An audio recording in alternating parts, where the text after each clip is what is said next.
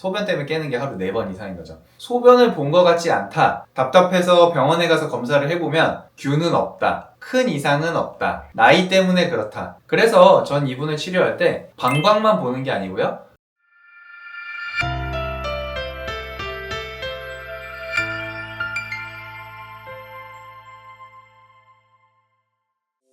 안녕하세요.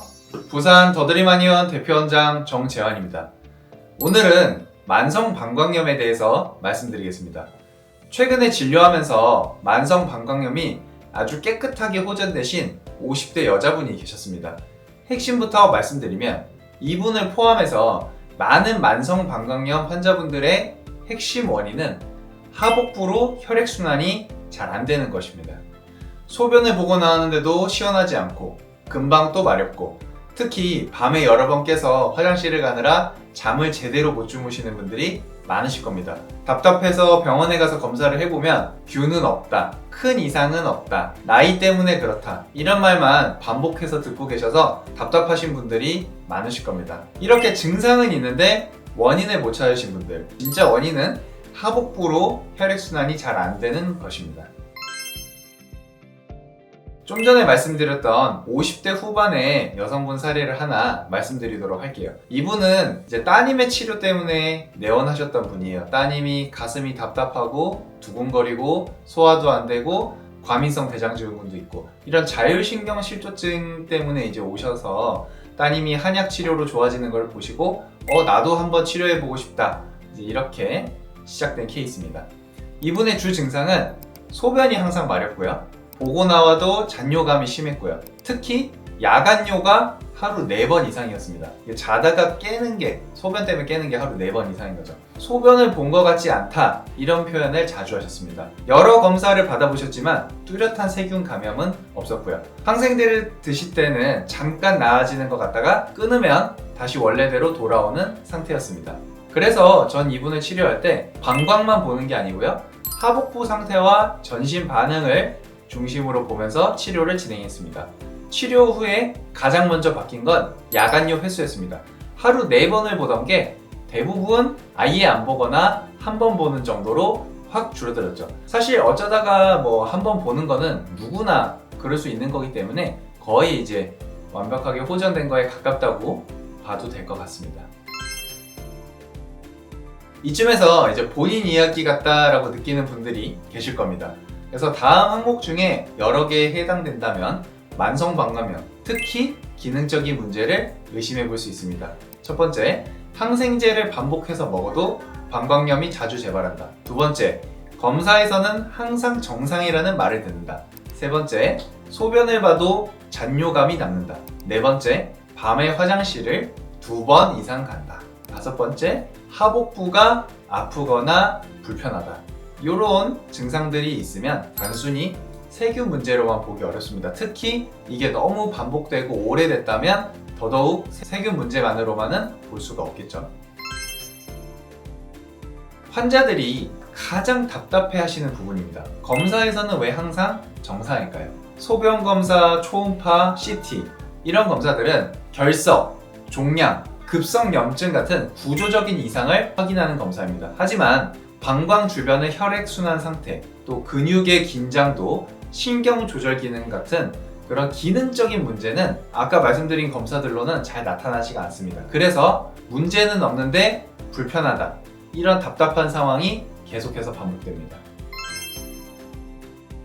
그래서 저는 방광만 보지 않고 하복부 전체 상태를 반드시 확인합니다. 자, 이제 중요한 얘기입니다. 만성 방광염은 하복부로 혈액순환이 안 되는 게 핵심 원인입니다. 혈액순환이 안 될 때 2가지 유형으로 나타나게 됩니다.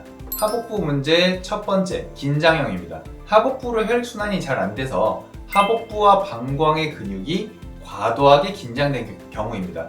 제가 이렇게 환자분 배를 눌러보면 딱딱하고요. 눌렀을 때 불편하고 항상 힘이 들어가 있습니다. 경직이 돼 있어요.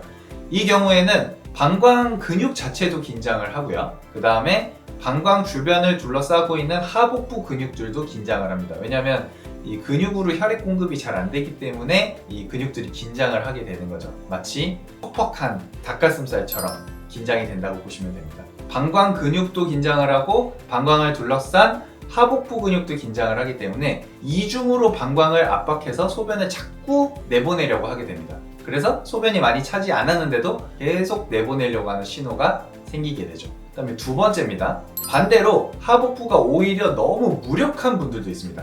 이게 제가 눌러보면 손가락이 그냥 푹푹 들어갑니다.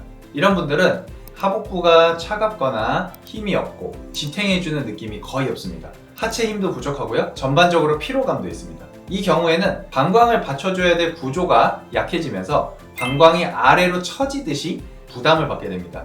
방광을 지지하는 근육과 그 주변 조직의 기능 저하, 또 배뇨를 조절하는 신경 반응도 함께 약해진 상태라고 보시면 됩니다. 그래서 소변이 조금만 차도 바로 마렵고요. 참는 기능이 떨어지고 잔뇨감이 자꾸 나타나게 됩니다. 요약을 해보면요. 만성 방광염은 너무 긴장돼서 생기기도 하고요. 하복부가 너무 긴장돼서 생기기도 하고 하복부가 너무 무력해서 생기기도 합니다.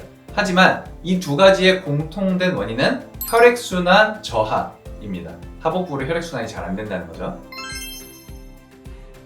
여기서 이제 또 많은 분들이 공감하실 이야기를 하나 해볼게요. 긴장하면 화장실에 더 자주 가시는 분들이 계세요. 뭐 중요한 약속 전에 혹은 외출 전에 또 잠자기 전에 먼 거리를 버스를 타고 가야 한다는 경우, 이럴 때 소변이 마려워집니다. 이유가 있습니다. 방광은 자율신경의 영향을 매우 많이 받는 장기입니다. 그러니까 사람이 스트레스를 받거나 긴장을 하면 이 자율신경 중에 교감신경은 항진되고요, 부교감신경은 저하됩니다. 그런데 이 배뇨 기능은 부교감신경이 담당합니다. 즉 긴장할수록 소변을 조절하는 기능은 떨어지고요, 혈액순환이 하복부로 방광으로 저하되기 때문에 방광이 좀 예민해집니다. 그래서 이 상태가 지속되면 결국 방광 근육도 긴장하거나 하복부 기능이 더 약해지면서 방광염 증상이 점점 고착화됩니다. 어떻게 치료를 할까요? 이 경우에는 단순히 세균만 없애는 치료로는 한계가 있어요. 그래서 이미 이런 거는 다 경험을 해보셨죠? 항생제로는 안 난다는 걸. 그래서 저는 방광 자체보다 이 환경을 바꾸는, 하복부의 환경을 바꾸는 치료를 합니다.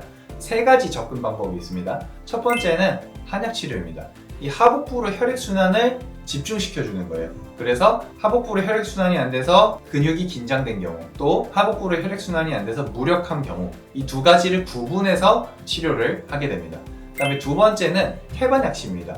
어쨌든 여기에 회복력이 떨어져 있기 때문에 이 회복력을 높여주고 또 염증을 줄여주는 태반약침을 놓으면 호전 속도가 올라가게 되고요. 세 번째는 침 치료입니다. 이 침을 놓는다는 것 자체가 이미 복부 쪽으로 혈액순환을 일시적으로 좀 올려주고요, 소변 조절 기능을 향상시켜줍니다. 이제 마무리하겠습니다. 만성 방광염은 참고 살아야 되는 병이 아닙니다.